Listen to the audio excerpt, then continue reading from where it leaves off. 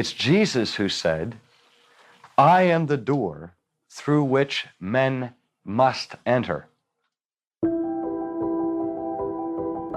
If he says he is the only way to God and is not the only way to God, then I doubt very much if he's even one way to God. I was taking a course in English literature. I was a second semester freshman at the time, and I had become a Christian the first semester of my freshman year. And I did not keep my Christian commitment a secret on the campus. And there were some faculty members at the college where I attended that were very hostile towards Christianity. And the person who at least manifested the greatest amount of hostility of all the faculty happened to be the professor of this English literature course I was taking. The teacher was a woman. She had distinguished herself as a journalist and as a war correspondent during World War II prior to taking on the task of collegiate teaching. I think out of her background in the war effort, she was kind of a hardened person, and she had a very great ability to intimidate students. In the middle of a class one day, she called on me, and she said in front of the whole class, "Mr. Sproul, do you believe that Jesus Christ is the only way to God?" And I thought, of all the questions to be asked in front of the whole class, she had to ask me that one. And I went through a very severe moral crisis at that point, because I knew if I answered what I believed, that would be very unpopular. But I knew also that if I denied what I believed, I would be guilty of committing treason to Christ.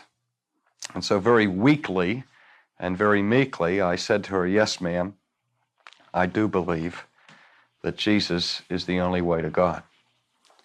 Well, when I said that in that classroom, she absolutely exploded. And she started to dress me down right in front of the whole class. And she said, "That's the most conceited, that's the most arrogant statement I've ever heard from the mouth of a student." And I offered no defense, I offered no rebuttal. I just sort of tried to sneak down in my chair as far as I could go while she carried on in front of the whole class about how narrow-minded, conceited, and arrogant that was. So after the class was over, I went up to her privately, and I said, "I know that you are not enamored by the Christian faith, and I know that you were very upset by how I answered the question that you asked in class.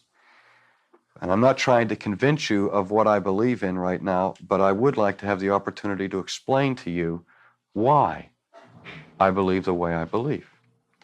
And at that point, she was very kind, and she said, "Fine, you come over to my office and we'll sit down and talk about it."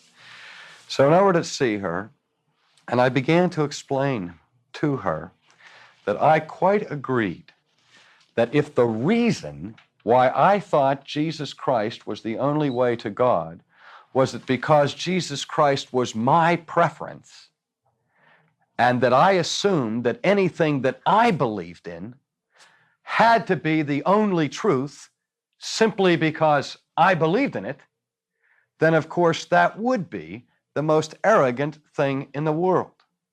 But I said to her, "But ma'am," I said, "can you understand?" I'm not asking you to believe it, but can you understand that I could in fact be convinced that Jesus Christ is the Son of God? Is that conceivable to you, that I could be persuaded by the testimony of Christendom that Jesus Christ is at least one way to God? And she said, "Well, of course I can be convinced that you could be persuaded that he's at least one way." "Could you understand that I could be convinced that he is the Son of God?" "Yes, I can see how you could be convinced of that."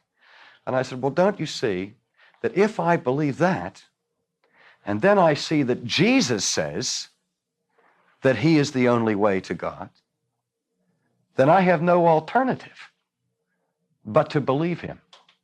Because if he says he is the only way to God and is not the only way to God, then I doubt very much if he's even one way to God.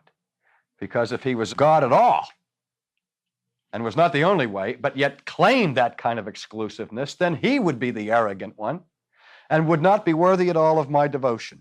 She says, "I understand."